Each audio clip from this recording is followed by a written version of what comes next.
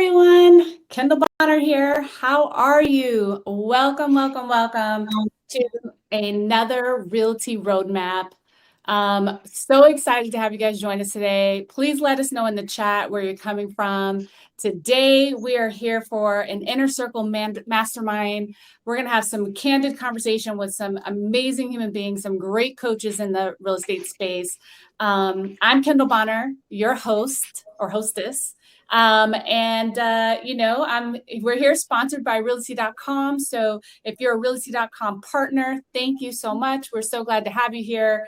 If you are not currently with Realty.com, but interested in working with us, please put that in the chat. We'll also have a link for you at the end of our session today if you want to learn more and see if we're available in your city or hometown.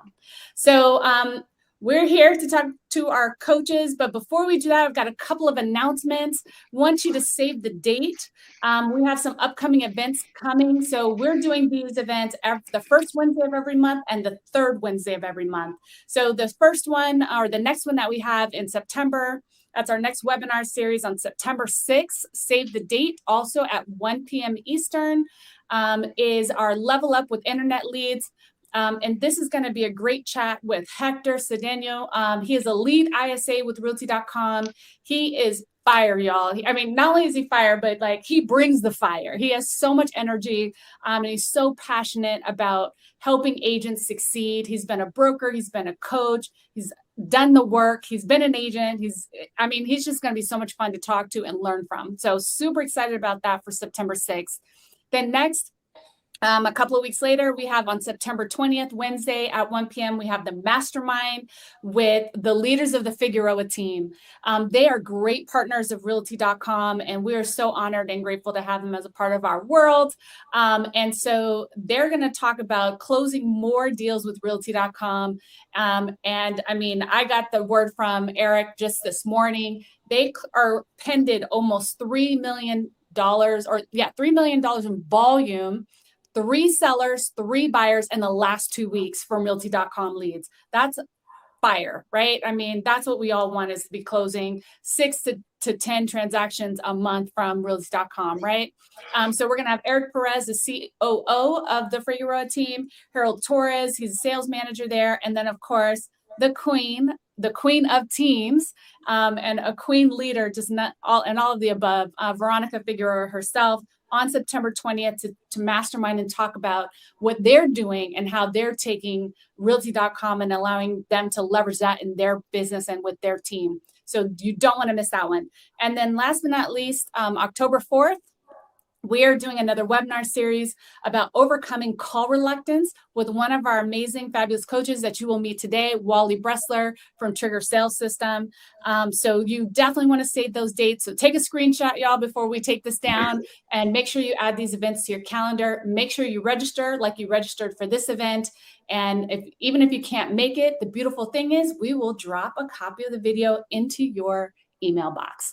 All right, so let's get into this. Are you guys excited? I want to hear from you in the comments.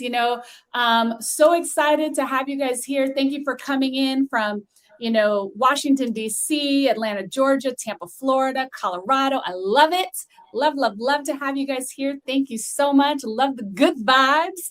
But let's get into this. Let's introduce our coaches. We have 6 amazing coaches on the call with us today. So we have Russell Joyner, one of our in-house coaches at Realty.com. We have Steve Roberts, another in-house coach for Realty.com. We have Neka Jenkins, an amazing operator and also a coach for Realty.com. We have Chris Craddock, another coach who also runs a great operation and as well from Washington, D.C. We've got Wally Bressler, another coach from Dallas, Texas, and my brother from another mother, Tony Figueroa, who's new to Realty.com in-house, but also is going to bring his amazing leadership and vibes to this program here today. Now, before we introduce each of our coaches, I want to start this conversation with a quote. One of my favorite quotes, actually, by Alvin Toffler. He said, "The illiterate of the 21st century will not be those that cannot read and write, but those that cannot learn, unlearn, and relearn." And I think this is so important to set the tone for this conversation today, because you're going to get to hear from various coaches, all as you saw, from their cities and states that they hail from, all over the country. And these guys and ladies, they care about you. We care about you, and we want to see you succeed. We want to see you win. And so we definitely want you to have an open mind to hear what these coaches have to say. The beauty of having a coach isn't always to teach us new things. Sometimes the beauty of a coach is just to remind us of things we already know, and help just add that layer of accountability, add that layer of, that care, because consistent action and reviewing efforts is what it means to care about your business. You catch that little acronym in there? CARE, care, consistent action, review efforts.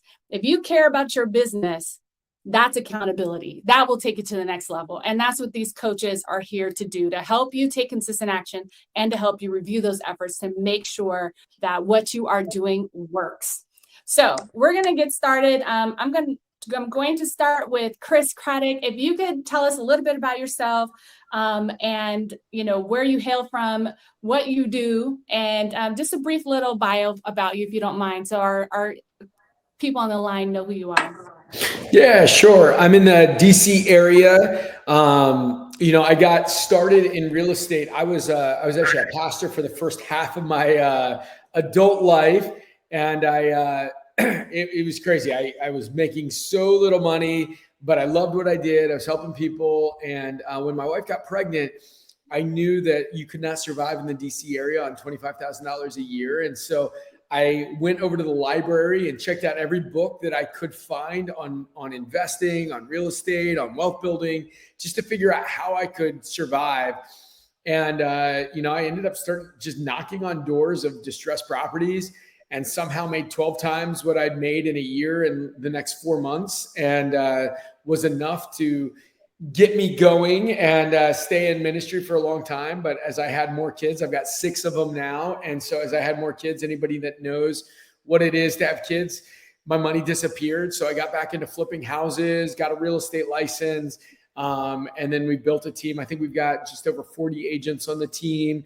I've got a number of other businesses that I work with this, but we've just built our team through the distressed properties that you get here with realty.com. You find people that need to sell, you solve their problem. And I always say the people that make the most money are the people that solve the most problems. So that's what we do now. And our team is, we're doing a lot of business and helping a lot of people. So that's where we are. Thank you, Chris. I appreciate that. Wally, tell us a little bit about your background and who you are. Hey, thanks so much. My name is Wally Bresser. I live in McKinney, Texas. I've lived here north of Dallas for about 17 years. I've been in the real estate industry since 98. I've been coaching real estate agents since 2001. I've done over 45,000 coaching calls over that period of time. That's just my nice way of saying I'm old. I've had the good fortune of working with some of the top agents across the United States and Canada. About 3 years ago, I started an offshoot business in addition to my coaching to help salespeople overcome call reluctance, procrastination, perfectionism, and other things that are keeping them from creating a great business for themselves. So the last few years, I've been spending a lot of time doing that. Trying to think here, I've been fortunate enough to author my own book and co-author another book. Actually just came out, Six Figure Agent, which is pretty exciting. And I'm passionate about putting people in position to succeed. I've always felt that if you're willing to give up the security of a steady paycheck and a job, that you should be able to put yourself in position to be successful. And unfortunately, about 2/3 of the people that are in real estate today cannot pick up the phone and make a phone call and prospect or follow up. They can't advance a call because of the fear of getting rejected. So it prevents a lot of people who could very easily succeed from creating the life they want. And that's part of the reason so many people, 82% of the people are out by the time they're ready to renew their license. So that's really what I've been spending a lot of my time lately. Awesome. Thank you, Wally. And I'm so excited about your call reluctance training. I can't wait for it. It's going to be awesome. Yeah, Steve. Steve, tell us about you. Hi, everybody. My name is Steve Roberts. I'm out of Atlanta, Georgia. I spent my first 20 years of my life in the working world in the health and fitness industry, working my way up from 100% sales commission employee to a national sales program manager. And then decided to transition out of the health and fitness industry after COVID. Got into the real estate industry. I'm a licensed real estate agent working with EXP now. And I became a coach. I started as a coach at Zillow as a flex growth advisor. And now I've transitioned over here to working with you all at realty.com. And I love it. I've worked with solo agents, small teams, mega teams, and I'm really passionate specifically about helping teams grow and scale their operations to be effective in all aspects of what they do with their business. So if you're a solo agent looking to potentially start a team, if you're a small team that wants to grow to a big team, or if you're a big team looking to optimize, I'm happy to help you guys out. Awesome. Thank you, Steve. Tony Fig.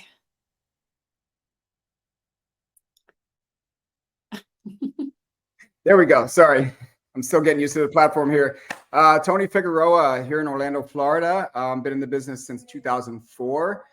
I am the husband of the Queen of Teams, Veronica Figueroa. We have been in business quite a while and been through everything and anything that you can think of probably at this point. And there's so much more that we have to learn and that we're probably going to go through as well. So I am the co-founder of Figueroa Team. And now I am with realty.com. Realty.com is an amazing, amazing platform. I know it's going to be well above the big Z that's out there someday. And I'm just super excited. I do hold a real estate license, a mortgage broker license. I have done both. And I am truly, truly passionate about health and fitness in your day-to-day life, because without health, you can't possibly have immense wealth. Your health is your wealth, and I'm very passionate about that. And yes, although I'm here to help and develop individuals and teams and help them work with online lead generation, such as realty.com, I do feel that the better you feel, the more you take care of yourself, the more you prioritize yourself as number one on a day-to-day basis, the bigger and better your business will be. And I have lived that. And that's how I have learned that, is because I used to be on the other side of that as well. So I don't want to go too far into that. I'm excited to be here. I'm excited to help teams, individuals. And, you know, I'm here to help you guys grow and succeed immensely. So whatever I can do for you, I am here. And I'm excited to start doing these StreamYards every week, or twice a month, I should say. Thanks so much, Tony. Russell. Hey everybody, Russell Joyner here. I'm now a part of the realty.com community, but I have been in the industry for the last 8 years. I started off with OpCity. Before that, I was doing Bank of America. I was on the short sell side. So I got to hear a lot of the sad stories. I always wanted to help individuals get into a home. It's really disheartening when you hear people go through so many different things, but now I'm on the other side where we can help, motivate others to help others get into their dream home. And to me, that's very, very fulfilling. I know what it feels like to get on the phones and hammer away for hours and hours and hours on end. And I'm an extreme phone warrior. I'm also a mute assassin as well on the phones. And I just enjoy what I do. I am a director of consumer experience here, and I enjoy seeing people elevate. I also like speaking on the mindset and what it takes to actually have personable conversations with individuals, just to make sure that they are experiencing all that they need to experience to make their home buyer journey fulfilling. So that's a little bit about me. And thank you, Kendall. Yeah, thank you, Russell. And then last but not least, another beautiful, amazing queen, Nneka Jenkins. Tell us a little bit about your background and, your coaching experience. Absolutely. So my name is Nneka Jenkins, like she mentioned. Thank you guys for having me. I'm here in the Bay Area, which is I'm in Northern California. And I started in real estate about 7 years ago. And I left my full-time corporate tech job, and I was terrified, kind of had a nervous breakdown, didn't know what I was doing, but had great mentorship and great coaching. So I was doing real estate part-time. And then when I went into full-time and really put everything into it and committed to calling daily and door knocking and doing all of the kind of activities that a lot of agents hate doing and aren't doing enough of these days. And my first full-time year, I sold about 36 homes. And since then, my highest year individually was about 72 homes. So I really understood how to put the work in, all while raising 6 kids with my husband. And then my husband retired and came into real estate and helps me run the team. And so since then, I started coaching probably about 3.5, 4 years ago. And then, of course, about a year ago with realty.com. I met Lance on Clubhouse early on in the early stages of realty.com. And it's just been a great partnership since then.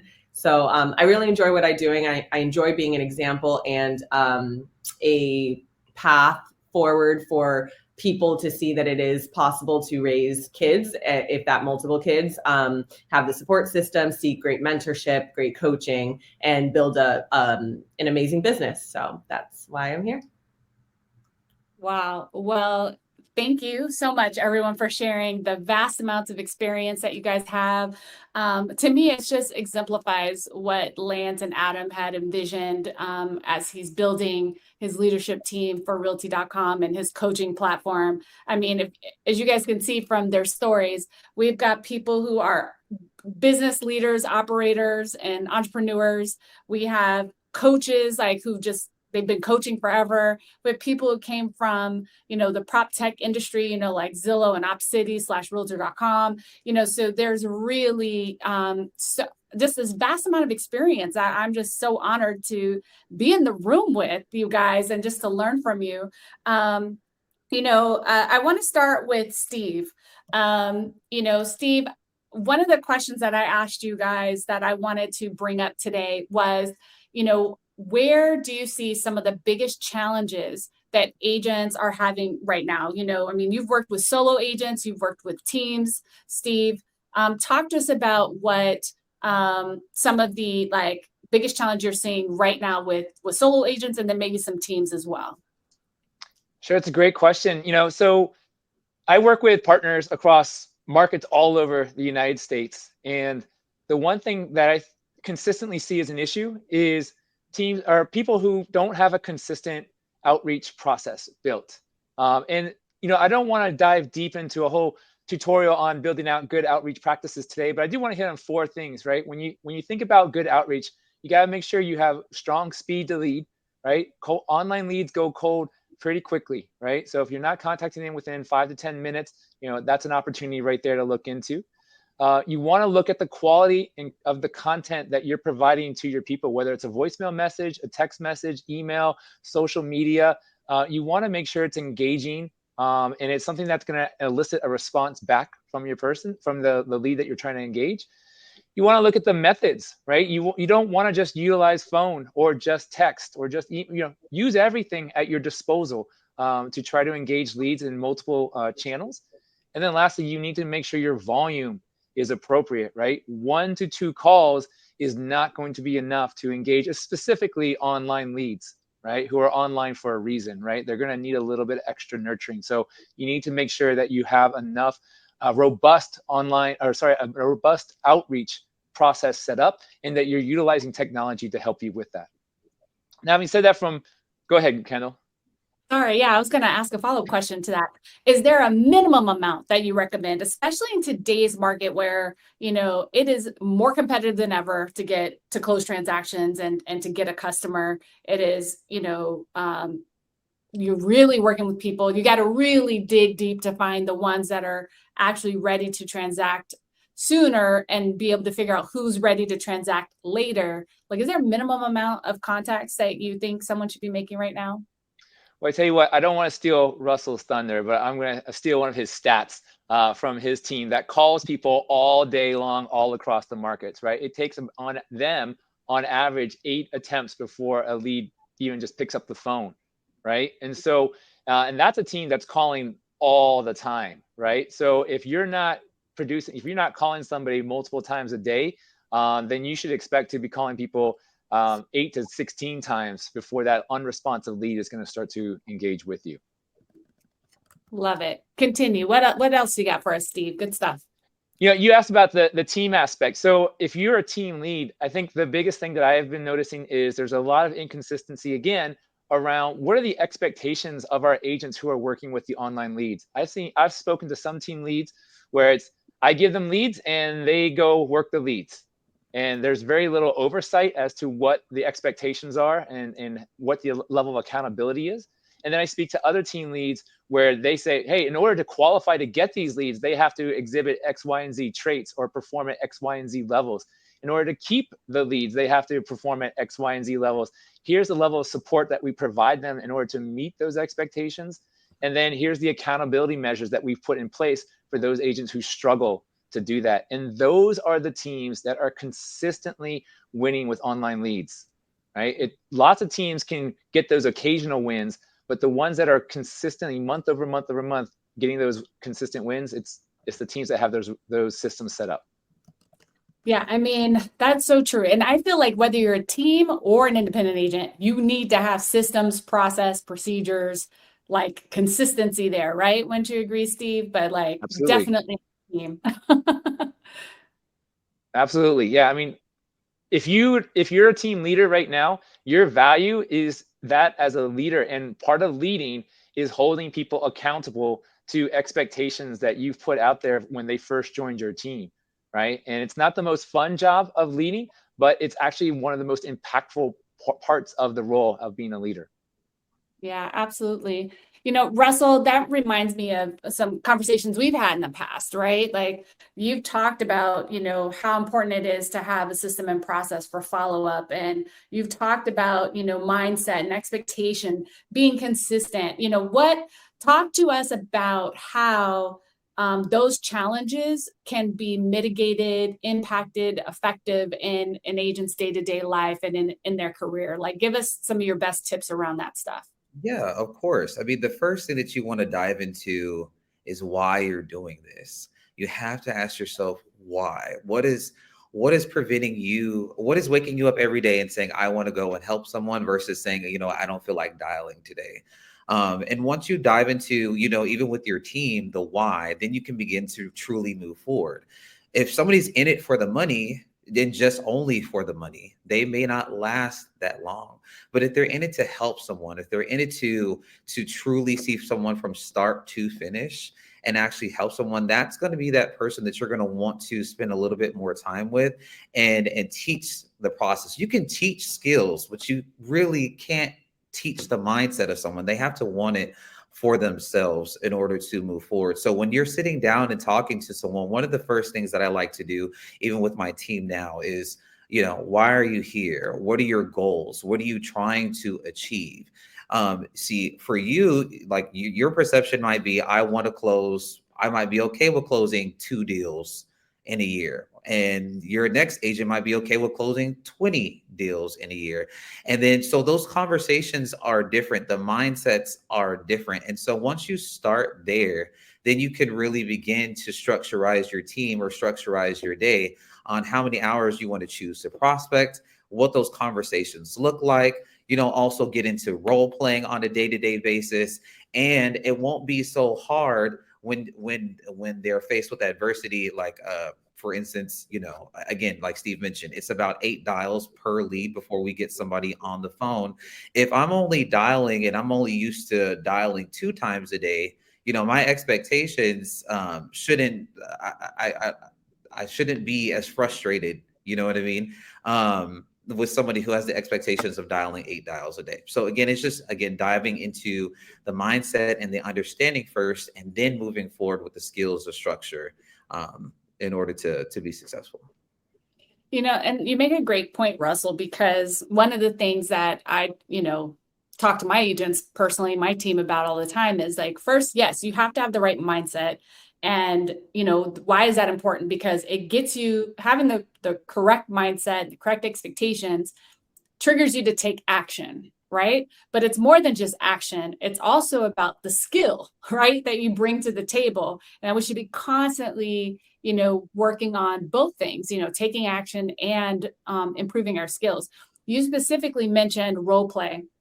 I want to dive into that a little bit because I think this is an underutilized practice playground, if you will, that people seem to neglect or think that it's not, not actually going to improve their business. But I've literally seen significant changes in people's business who choose to role play. And just to personalize this a little bit, I started my career over a decade ago, and I coached at that time with Mike Ferry.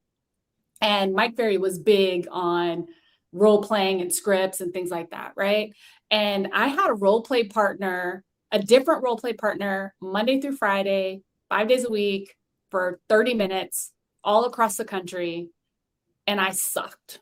I mean, like I was really bad. And I will never forget the day when all of a sudden it just clicked, I like to say. And all of a sudden, I got really, really good at this role playing thing, which absolutely translated into, being better in the marketplace and being better in the field. Russell, tell us, like, what are some tips, ideas, thoughts you have on role playing from your perspective as a coach for our audience and our agents? How important is this? Role playing is essential. Role playing is, think of it like a call center, right? If you have a call center and everybody's just saying whatever on the phone, you're going to get a lot of different outcomes. But if you use something that is working, if you equip yourself with all the right tools, if you equip yourself with all the right scenarios and rebuttals, because everybody has different unique experiences, that's going to make you that much more impactful when you're on the phone. And one of the main reasons why people love the ISAs is because they equip themselves with the knowledge and the tools to have personable conversations. And they do this every day. They do this day in and day out. And a lot of times these individuals want to work with the ISAs before they talk to the real estate agents, thinking that they're real estate agents. And if the realtors practice these conversations, they would be that much more impactful. I've heard it time and time again where the ball is dropped because people don't know how to continue the conversation, or they hear a rebuttal and they don't know how to respond. But just imagine if you practiced, if you had a conversation, just that if you spent that, like Kendall said, 30 minutes a day, it doesn't even have to be that long, 15 minutes a day of just a focus on overcoming rebuttals or hearing objections that you normally don't know how to speak to. And if you equip yourself with that in those situations, that you could easily turn that no into a yes, or that walk away into a sale. And I think it's extremely important because we're dealing with the psychology of home buyers, sellers, investment seekers, and these people, you're garnering their trust. And in order to do that, you have to be able to have personal conversations with these individuals. So role playing is essential.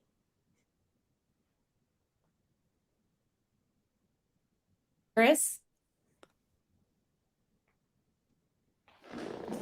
Yeah, I'd love to just throw this out there. This last year, we started kind of requiring one of the states we operate in doesn't allow recording without both parties' consent. But we started recording our calls so that with the role play, with everything, we could listen to real live calls as well. And we realized there's a reason why every NFL team watches film, because you realize, I'll tell you, our agents realized that they said some stupid stuff. And let me also not just put it at them. I say some stupid stuff. Like we all say some stupid stuff. And when you listen to what is actually being said and realize that you can be so much more compelling if you actually practice, oh my gosh, it is game over. And then the last thing, I'll just throw this out. This is one of the things that we as a team have decided as a principle in our business. We never practice on the people that pay us. Never practice on the people that pay us. So hopefully that's helpful. Love that. I think something that's important to recognize here is we have to make sure we have the right people in place to do all these things. right? And what I mean by that is if somebody has call reluctance or has some sort of internal dialogue or strategy that's keeping them from moving forward, no amount of accountability, no amount of role playing is going to solve the problem. Does that make sense? And the reason people don't want to be held accountable is because they don't want to look bad to other people. They don't want to think they're letting other people down. So it's the reason people aren't role playing, why they're not getting on the phone, why they're not role playing is because of the need for approval, the need for acceptance, the fear of looking bad. And so it's important as you put people in your organization, as you build your organization, make sure you hire people that are willing to get on the phone, because all of these strategies are amazing and they all make 100% sense. And repetition is the mother of skill without question. But if you have somebody who's not willing to participate in this stuff and lean in and do what they need to do, then you're really going to be wasting money on leads, opportunities, time, training, and you're certainly going to be you're going to get very frustrated. So make sure you do your due diligence up front and only bring on people that are willing to participate in this. If you want to have an 11-question automated test I can send you to find out if people have call reluctance, that you can send out to them if you want. To be happy to send out to everybody. But, we can't, just because we like somebody, and that's the worst reason to hire somebody for your team, just because you like them, it doesn't mean you should bring them on the team, right? And certain personality types will want you to like them. It doesn't make them good at anything on the phone, real estate, or anything else. So please make sure as you're taking all this in that you have to apply it to the right people, because taking all this stuff and applying it to the wrong person is not going to get you any results. Great feedback. Great feedback. NECA. I think what's interesting about all this, and I love how Chris and Wally put it, it's the practice piece, right? So I have a team now, and I was talking with one of my agents, and she was struggling with this idea of charisma mixed with competence, and how both are essential. And sometimes people that don't have as much competence lack in the confidence, right? But then they're heavy on the charisma. So they might have call reluctance, like Wally specializes in. And we were talking yesterday about how she feels inundated with all of this data and information. And she feels like it's really hard for her to feel as competent about all of the things going on with interest rates and how they might change and all that information that might be beneficial to your clients. So with this role play conversation, I think it's critical to understand that role play also comes with getting all of that information, like in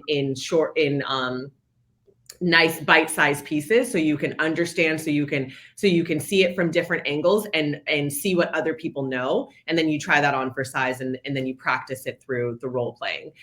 So I think that's important, just like we all spoke about practicing it, but it's also gaining the knowledge. What if they bring up something about interest rates, a perspective, and then the other party responds in a way, oh, I haven't heard it like that before. Let me dig into that. Let me understand that a little bit better so that I can practice relaying that to people. And then with that, you extremely knowledgeable about the subject matter without feeling like you have to overwhelm yourself with so much data.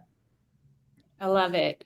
Steve, I know you have a good story about this. Can you share a good story about that for us? Yeah, I think we can all see how important role play is. All of the coaches want to chime in on this particular topic. And, I'll just give a quick story. So when I first started in sales, I was really bad at it. And one of my managers kept telling me it was so important to role play. And one of the things that I've learned over my course of my career is who you role play with is incredibly important. Because if you have somebody who's just going to kind of just go with the flow and just nod with whatever you say and be like, yeah, it makes sense, even though it didn't really make sense, that's not going to work. So for me, I would role play with my parents, and they had no hesitancy at all to tell me, like, whatever you just said made no sense at all. I have no idea what you're trying to sell me right now, or why would you tell me this? And it was brutal. Like, it was really, really hard. I never sold them a single thing. But I learned very quickly how to refine my verbiage and my scripting to become more efficient, less long-winded, and to be a lot more effective with what I'm going for. So make sure that when you're role playing, that the person that you're role playing with is not taking it easy, and that they're actually acting as somebody who has no knowledge of sales or the real estate industry, so they can tell you truthfully, like, that was great, or I don't know where you're trying to take me right now. That's good. That's solid advice. Thank you, Steve, for sharing that story, because it's so true. Like, when you're practicing, who you practice with matters. And, not only that, practicing allows you to, like Neka said, gain knowledge, gain confidence, build some credibility even within your own mind, by getting more comfortable with the words coming out of your mouth, as well as communicating more effectively, like Steve brought up. So Nick, I want to come back to you because one of your passions or cares is taking care of new licensees and helping them really succeed. We've talked to our solo agents, we've talked to our teams. Let's talk to our newbies out there. I know we have some newbies in the house on this call and watching this video. What do you see are some of their challenges, especially as it relates to the industry and how they can propel forward? Yeah, I do have a passion for that. I think in this industry, it's a tough industry and it's only getting tougher. And I think we all learn really, really bad habits. And we all learn, if we learn wrong in the beginning, it's hard to self-correct. And so that's why I truly believe in mentorship and coaching for those reasons. One of the things I always try to instill in my team and myself is really, really understanding that that real estate is so much psychology, right? So understanding different personality types, understanding their perspective, being very empathetic, really, really understanding what the situation is so that you can best help them. So for newer agents, I struggle with the type of newer agents that are just so concerned with, well, I'm going to take off, I'm going to be amazing, which they all are, I'm sure. But in thinking that they have to focus on, the amount of commission they're getting, yet they haven't sold a house yet. So for me, for us to be the best stewards of this role, for us to be a fiduciary for our clients, for us to be good examples to other agents and our team members, I think it's important to understand that no matter what the commission split is, and that's not what we're here to talk about, but understanding that you've got to learn how to do this business. And just because you have a sister's, brother's, friend, cousin, whatever that is ready to buy with you, are they ready to close with you?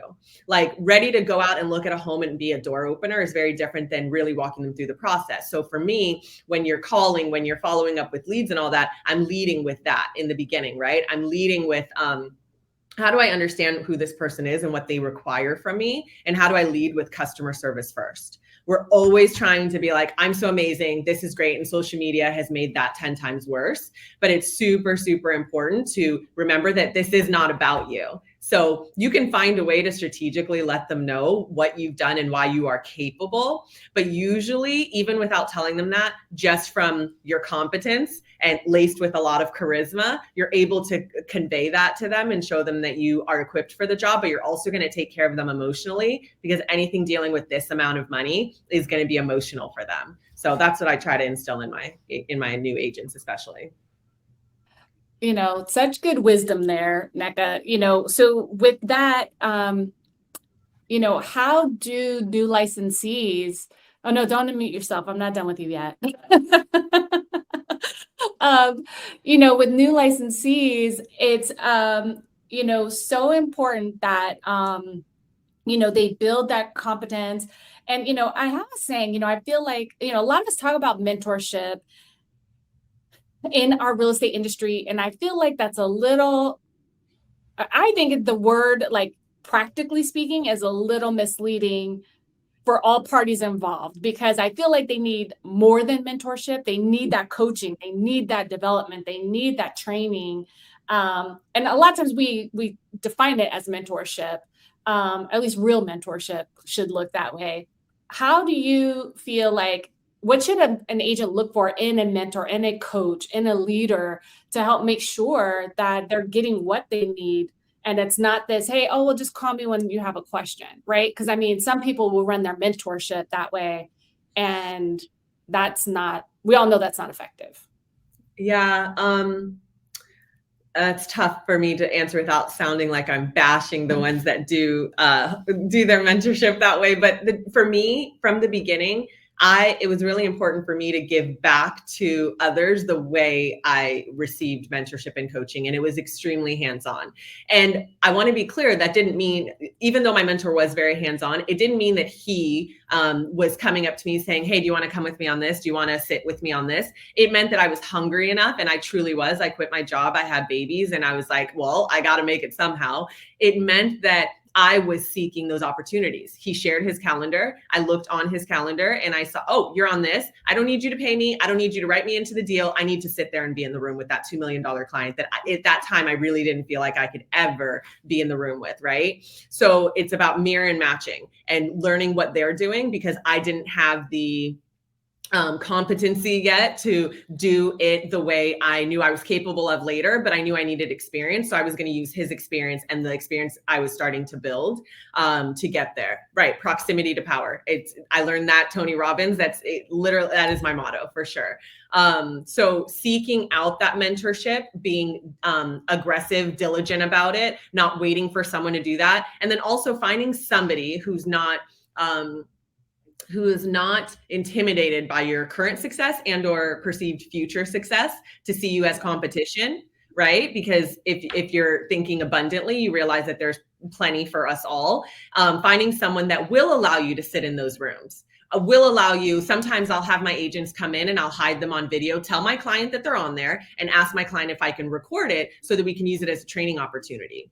Well, even if it's a new client, and I don't even know if it's going to be a good call, but they get to see me stumble. They know me intimately, right? So they get to see me make mistakes and correct them. And then we talk about it afterwards. So having that kind of hands-on approach is important for me because that's what I was given. But I recognize that a lot of coaches and or team leaders and or mentors don't have the time, make the time, or want to do that. And unfortunately, in this industry, we've created this idea that that's not required, and I think that it is. I always think of it as not completely altruistic. When I'm receiving offers on my client's home that I spent, $50, $100K on to get it ready, I want to see offers from competent agents that had good training because it makes me look good to my seller. So I'm always thinking of it that way. Like, it's not just like, oh, I want training for me and my team only and nobody else. It actually benefits us in this market, in this industry, because we look better to our sellers. And what's better than that if that's not the focus?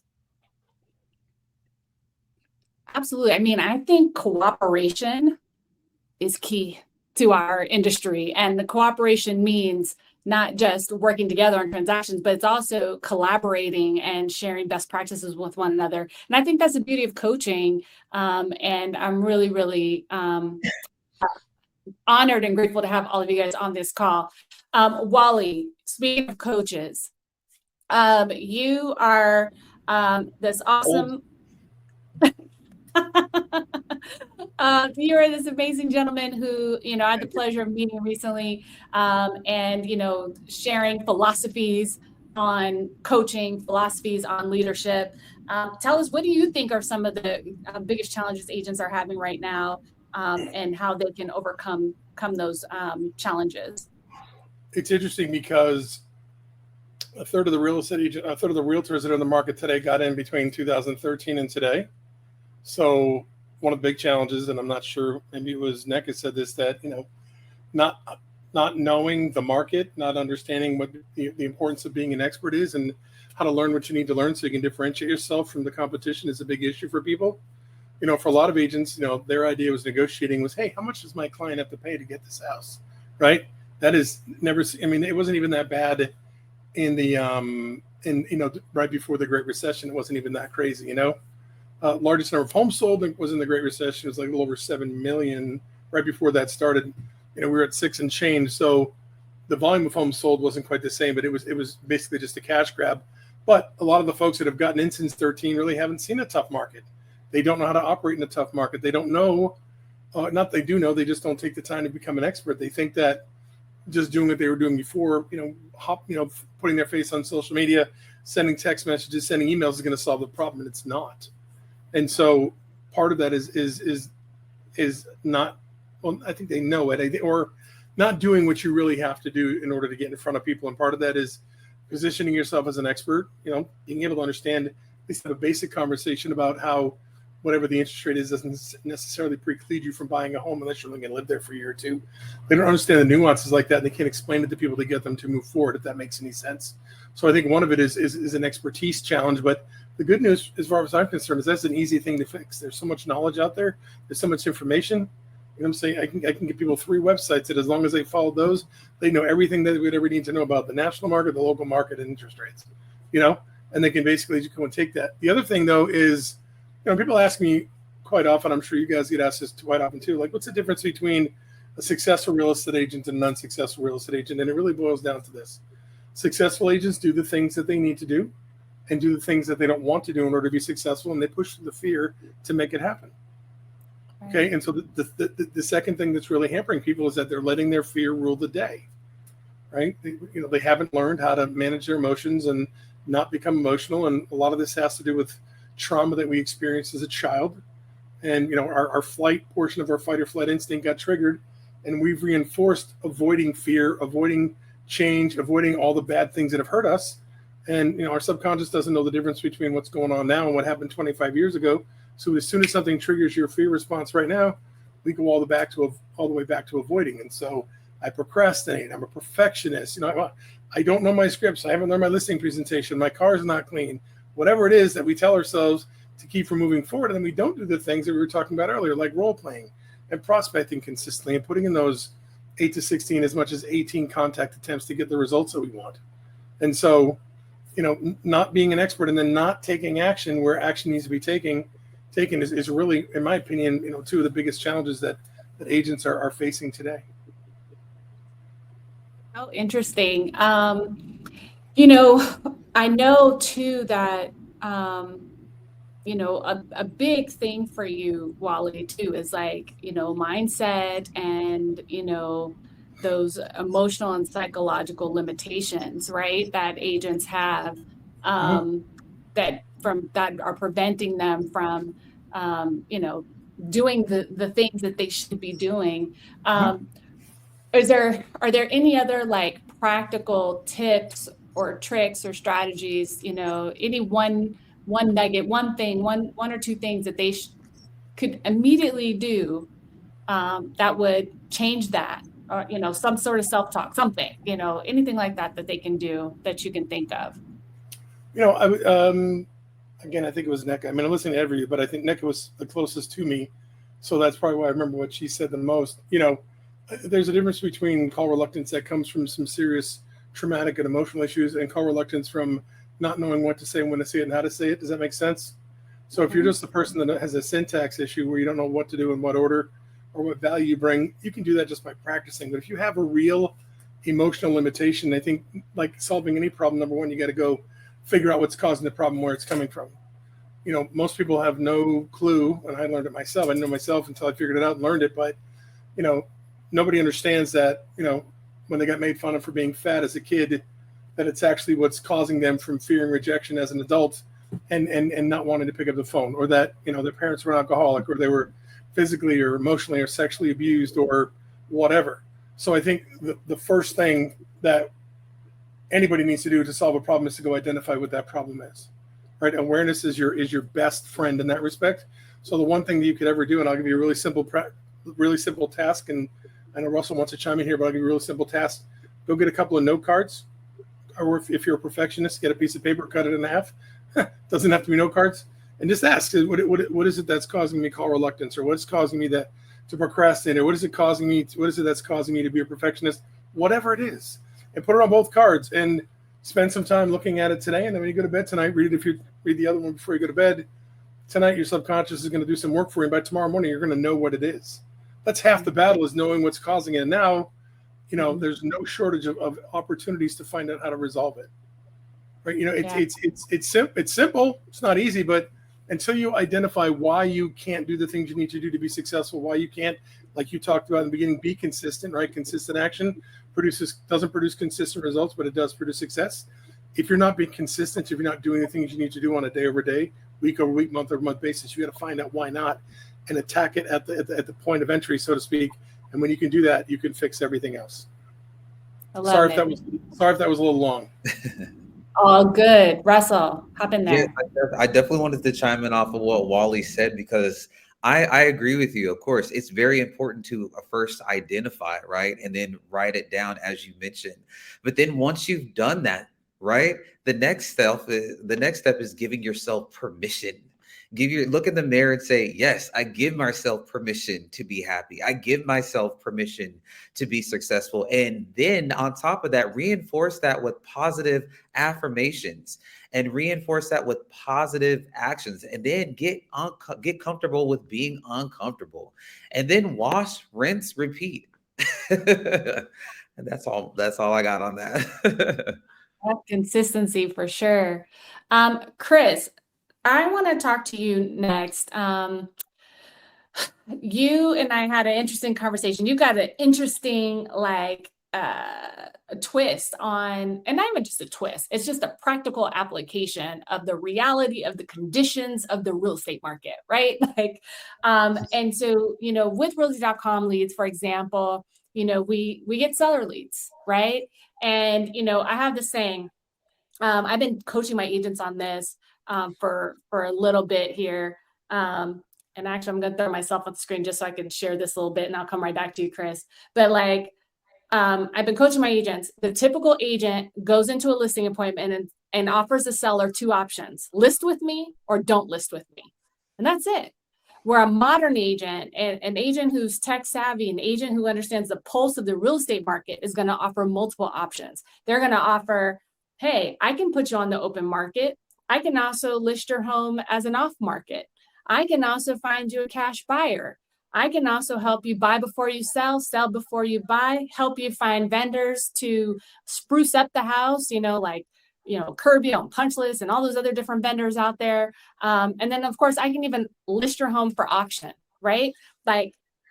Or I can wait until you're ready to execute on any one of those options. And I think that's a mistake agents are making today, is they're afraid to offer all the options. They're afraid to see all the opportunity that exists in today's market because we're so parallel and stuck on list with me in the MLS or nothing at all.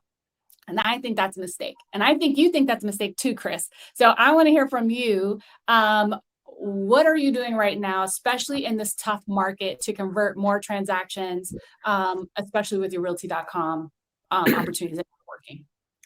Yeah. So the first thing that I would say is anybody that raises their hand and says that they're looking for a cash offer, if you go in and break open your listing presentation, just go home. You're probably going to lose, right? There's no reason to do that. It's foolish. Think about this. So for me personally, I was looking when I bought my truck. I've got a Ford Raptor, right? Love my truck. It was awesome. I was looking for a very particular Raptor, right? I wanted the orange leather piping on it. And when I went talked to the dealership, it was going to be 9 to 12 months before I got it. One showed up about an hour and a half away from my house. I went and got it. I had my old car. I could have made another $2,500 to $5,000 if I put it on Craigslist. But I didn't want people coming over to my house, beating me up on it, everything else. I sell real estate. I don't sell cars. So I'm like, you know what? I'm going to trade it in. And why did I want to trade it in? Because I wanted certainty and I wanted convenience, right? And I knew I was taking a discount to get certainty and convenience.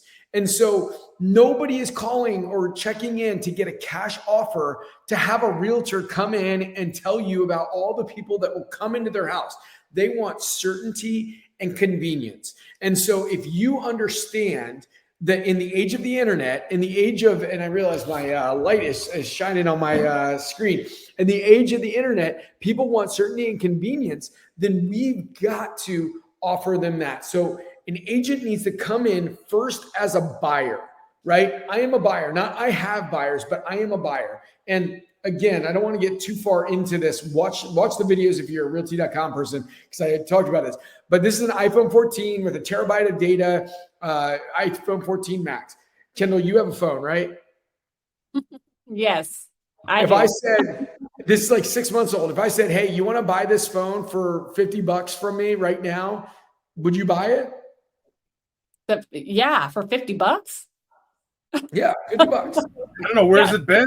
Maybe, well, I want to know where it's been first. It works. It's basic. It's like new. Maybe it's a little bit of wear marks because I'm on it all the time, but it's basically like new. Will everybody on here buy this phone, even though you have a phone? Yes. Why? You have a phone. Why would you buy it? Resell It it. might be better than mine. It's a deal. It's a deal. You win when you buy. It's a deal. So here's the thing. You walk into, somebody raises their hand and says, I want to sell my house. Let's say the house is worth $450,000. And they say, I want to sell it for $50. Will you buy it? Yes. 50 grand. Will you buy it? 200 grand. Probably. And so here's the deal. Agents need to realize they need to be the buyer first.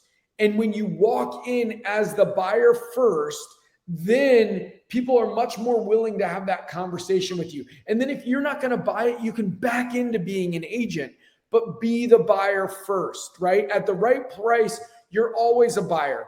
And even if you have no money as an agent, I'm telling you, you can find people with money so that you are the buyer, so that you can be the buyer. And heck, if the deal's right, call me. I'll be the buyer with you. Like, I don't care. But bottom line is always be the buyer first. Don't come in as the agent, come in as the buyer. So I don't know. I think I may have gone too long, but I want to be super clear that people are looking for convenience. That's why they raise their hand and say, I want a cash sale.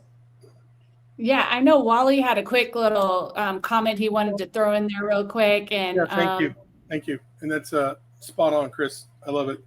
And this kind of speaks more to the first part of what you were talking about. Virtually anybody that submits a request online, none of them are expecting a phone call, okay?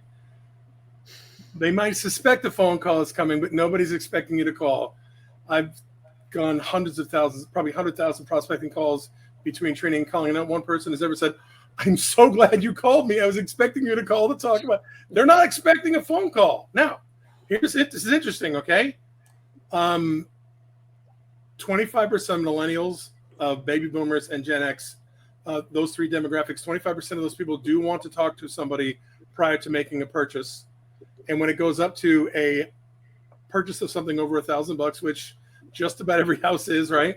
It goes up to 50%. In fact, millennials are the highest at 52%. Okay. So people do want to talk to somebody when they want to make a purchase. The thing is that they don't want to talk to somebody in most cases until they get closer, but we need to talk to them much sooner so we can build that relationship, establish that credibility, establish that authority, right? If you follow what NARS says, you got about, you're somewhere between 80 and 90% guaranteed to get somebody to do business with you if you're the first person that meets with them, obviously when it's the right time. So, somebody wants a cash offer, they're not expecting a call, but you got to get on the phone, and then you got to get in the house, right? Because you're not buying a house you haven't seen before, right? So, or if it's a buyer lead. So the whole point is you get a lead, you got to call them, you got to talk to them, and they're not expecting you to call, but you have to call, and you can't do the things you need to do until you get in front of them. So I just want to share that data with you, because I think people are like, oh, well, these people don't want to talk to me. Well, they may not want to, but they need to. And the closer you get, the more they're going to need to talk to you. And if you wait too long, then there's 5 people calling them instead of you, and that makes it a lot harder. Thanks for letting me squeak that in. Yeah, absolutely. And then I do want to, and I know we're running out of time, people. Hold on with us for just a few more minutes. We're almost done. Just got a little bit more value to give to you guys and to deliver. All of this are wonderful, practical, amazing business tips. But I think there's a little bit more that, we all need to think about and consider when dealing with the entire, ecosystem or entire picture of our personal and professional lives, right? There is this personal side too. And, I want to bring up Tony, who, from my experience has been one of the most consistent people with, really kind of having this laser focus and this priority around the personal and the physical sides of our professional lives. And so, because personal impacts the professional. Tony, talk to us about some of the challenges you see with agents and business operators and leaders when it comes to neglecting that other really important part of their self. Thank you, Kendall. Yes, and all this information I've been listening is amazing. Honestly, I actually just got off a phone call with my coach, John Cheplack. Many of you guys know him. Amazing coach. Been coaching with him for several years. Both my wife and I. And he's always, when we first started coaching with him, always preached, what happens in your personal life will come out in your business life. How you take care of yourself comes out in your business. People will see it, whether you want them to or not. And when I say that, I'm saying it's coming out in your tonality. It's coming out in, are you smiling while you're on the phone with these clients? Are you really interested in building a relationship with these clients? Or are you just so focused on how bad you feel right now, or how hungover you are, or just all these other factors that might be happening in your personal life because you haven't quite mastered that yet, but you're trying to master a business around other people and their lives, and you don't know how they're feeling and you don't know where they're at in their life. So you have to try to meet all your clients that you're building a relationship with where they're at in their life. The best way to do that is to come with the best version of yourself. Yourself should be your priority in any business first, because it's going to come through, and people, I'm telling you from experience, will notice it. They will feel it. They'll feel your energy, even if it's through the phone. I promise you, it helps 100%. So that's a huge step in the right direction to building relationships with your clients. And based on everything that I've heard all these other amazing coaches speak upon, we have a lot of work that we are doing with these clients. And yes, there's different tactics that we can use. There's different tonalities you can use. Everyone has a different, I guess, like point of view. But the main thing people really want from an agent is a relationship. You would never go to, I don't know, just let's say you had to have brain surgery. You're not just going to pick any random brain surgeon off of a list and say, okay, well, you know what? That one looks good. I'll just take that way and see what happens, right? You want to go visit them. They want to visit you. You want to build a kind of a rapport with them in their office. You want to check their credentials. You want to see, you want to hear them as well. Imagine if you go into a brain surgeon and they're just looking like they're on their deathbed. How is that brain surgeon going to help me with my issue if he himself looks like his personal life is falling apart? And you can hear it in the way they talk as well. It's the same thing with us. We're all professionals. This is our career, and our career should be to help other clients, other humans, with probably one of the biggest purchases of their lives. And they're not just going to pick some random person because you're cute on social media, or because you drink a lot, or because you go to happy hours nonstop. They're going to look for someone who's got their shit together. Excuse my French. And they want that. Believe it or not, people look for other people that have their health and their fitness and their personal lives together, because that's attractive, because it takes integrity, it takes consistency, it takes dedication on a daily basis, ongoing, in order to achieve that. So just, that's one of my biggest things as far as being successful in this career, is that you got to take care of number one first, yourself. Next thing, social media. I know a lot of people, you get on social media and you're expecting to get a whole bunch of leads from social media, and they're going to buy from you because they watch you. In a way, that is true, because you're building rapport, even though you might not have spoken to the actual client. You're building rapport with them through what you're doing. You're going to attract the same people based on what you're posting. So if you're posting that you're drinking every day and you're going to bars every day, guess what you're going to attract? You're not going to attract me, because I don't do that. Now, if you're posting about your fitness and about new journeys and about this race that you're doing, a mountain that you're climbing, or a trail that you're going on, I'm watching you. And then I'm also going to say, what does this guy do? Because he looks really, he has integrity. I can see that. He has consistency. Let me check out and see what he does. Oh, he sells houses. And then you start building relationships, right? So with that, you want to be able to talk to your clients every day in You know, in a fantasy world, you should want to do that. Social media is not going to help you with that. Email campaigns will, however. So if you're not utilizing your email campaigns to the fullest, I suggest you start doing that as well. And I'm not just talking about generic auto-gen emails. I'm talking about really construct your emails and stick videos in there too, okay? Because right now the national average is 45 to 50% of clients actually see your email that you send. Social media, about 10% of your audience might see that video that you posted, depending on what algorithm they have on their end, like what they are looking for, right? So email campaigns, super important. If you don't have one, let us help you with that. Let us help you construct that. CRMs, if you don't have that, or if you're one of our clients, you definitely have a CRM. But if you still need help with that, let us help you with that as well. Let us help you construct those emails that you're sending out. And there's also a way to send those emails out too. You're not just going to send out random emails at random times and random days. There's a process for that. Let us help you. Let us guide you with that.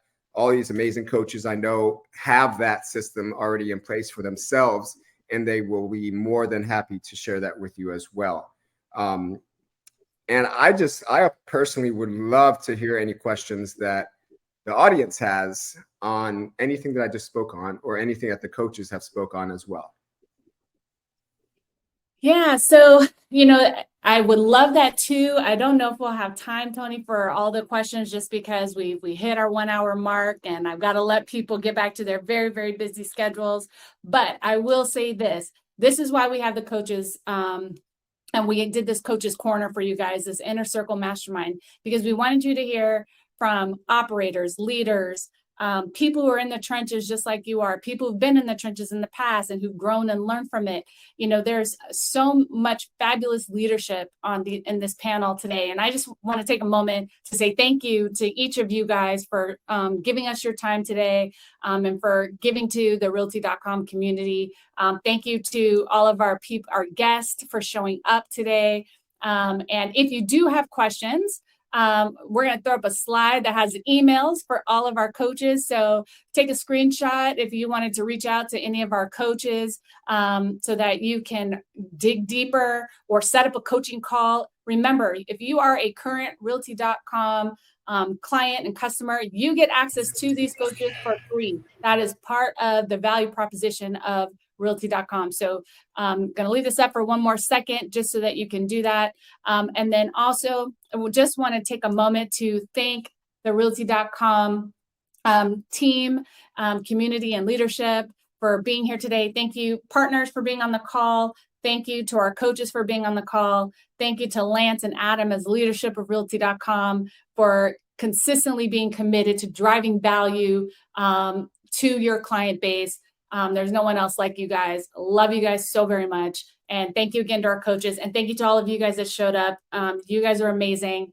And we appreciate you. All right. Thank you guys so much. Have a wonderful, wonderful day. Go out and kill it. Yes, it was an amazing panel. And we can't wait to see you in a couple of weeks on September 6th for our next Realty Roadmap. Thanks, everyone. Have a great day. Dating game. You guys.